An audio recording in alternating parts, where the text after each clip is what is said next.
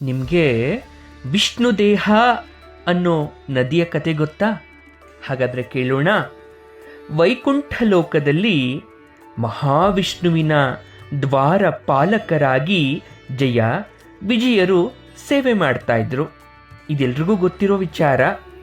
ಒಂದು ದಿವಸ ಏನಾಗತ್ತೆ, ಬ್ರಹ್ಮನ ಮಾನಸ ಪುತ್ರರಾದ ಸನಕ, ಸನಂದನ, ಸನಾತನ ಮತ್ತು ಸನತ್ಕುಮಾರರು ಶ್ರೀಹರಿಯನ್ನ ದರ್ಶನ ಮಾಡಬೇಕು ಅಂತ ವೈಕುಂಠಕ್ಕೆ ಬರ್ತಾರೆ.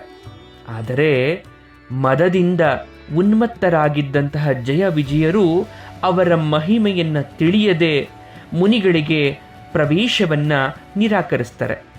ಕ್ರೋಧಗೊಂಡ ಮುನಿಗಳು ಶಾಪವನ್ನು ಕೊಡ್ತಾ ಇದ್ದಾರೆ.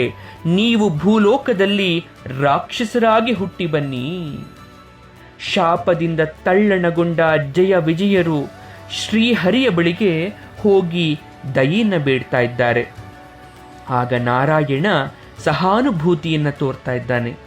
ಮುನಿಗಳ ಮಾತು ವ್ಯರ್ಥವಾಗೋದಿಲ್ಲ, ಅವರಿಂದಲೇ ಪರಿಹಾರವನ್ನು ಹುಡುಕಬೇಕು. ಹೇಗೆ? ಶ್ರೀಹರಿಯೊಂದಿಗೆ ಹೋದರೂ ಕೂಡ ಮುನಿಗಳು ತಮ್ಮ ಶಾಪವನ್ನು ಹಿಂತೆಗೆದುಕೊಳ್ಳಿಲ್ಲ. ಹೀಗಾಗಿ ಜಯ ವಿಜಯರು ಭೂಮಿಯಲ್ಲಿ ಹಿರಣ್ಯಾಕ್ಷ ಮತ್ತು ಹಿರಣ್ಯ ಕಶ್ಯಪರಾಗಿ ಜನ್ಮವನ್ನು ತಾಳಿದ್ರು. ಬಾಲ್ಯದಲ್ಲಿಯೇ ಕ್ರೂರತೆಯನ್ನು ಮೈಗೂಡಿಸಿಕೊಂಡಂಥ ಅವರು ಋಷಿಗಳನ್ನು ಹಿಂಸಿಸೋದು, ಯಾಗಗಳಿಗೆ ಅಡ್ಡಿಪಡಿಸೋದು, ಗೋಹತ್ಯೆ ಮಾಡೋದು, ಹೀಗೆ ನಿತ್ಯ ಕರ್ಮವನ್ನಾಗಿಸ್ಕೊಳ್ತಾ ಇದ್ದಾರೆ. ಇವರ ವರ್ತನೆಯಿಂದ ಲೋಕಕ್ಕೆ ಕಂಟಕ ಹೆಚ್ಚಾಗತ್ತೆ. ಹಿರಣ್ಯಾಕ್ಷ ತಪಸ್ಸಿನಿಂದ ಬ್ರಹ್ಮನನ್ನು ಒಲಿಸಿಕೊಂಡು ಮರಣವು ಹಂದಿಯಿಂದ ಮಾತ್ರ ಬರಲಿ ಮತ್ತು ದಿನಕ್ಕೆ 100 ಹಂದಿಗಳನ್ನು ತಿಂದು ಜೀರ್ಣಿಸುವ ಶಕ್ತಿ ಬರಲಿ ಅಂತ ವಿಶಿಷ್ಟವಾದ ವರವನ್ನು ಬೇಡ್ಕೊಳ್ತಾನೆ. ಅಹಂಕಾರದಿಂದ ತುಂಬಿದ ಹಿರಣ್ಯಾಕ್ಷ ಭೂದೇವಿಯನ್ನು ಹಿಡಿದು ಪಾತಾಳಕ್ಕೆ ಎಳೆದುಕೊಂಡು ಹೋಗಿ ಅಲ್ಲಿ ಮರೆತು ಬಿಡ್ತಾನೆ. ಭೂದೇವಿ ಸಂಕಟದಿಂದ ಶ್ರೀಹರಿಗೆ ಪ್ರಾರ್ಥನೆಯನ್ನು ಸಲ್ಲಿಸ್ತಾ ಇದ್ದಾಳೆ.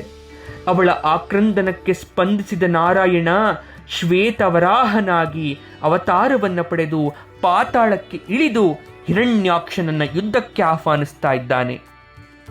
ಆಗ ಇಬ್ಬರ ನಡುವೆ ಭಯಾನಕ ಯುದ್ಧ ನಡೀತಾ ಇದೆ.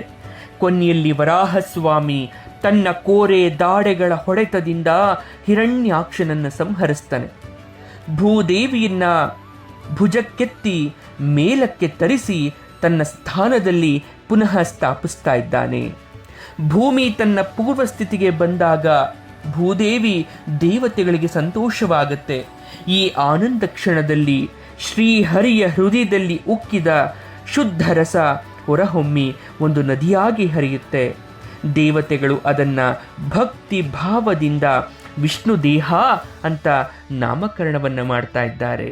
ಹೀಗೆ ವಿಷ್ಣು ದೇಹ ನದಿ ವಿಷ್ಣುವಿನ ದೇಹದಿಂದ ಹುಟ್ಟಿತು.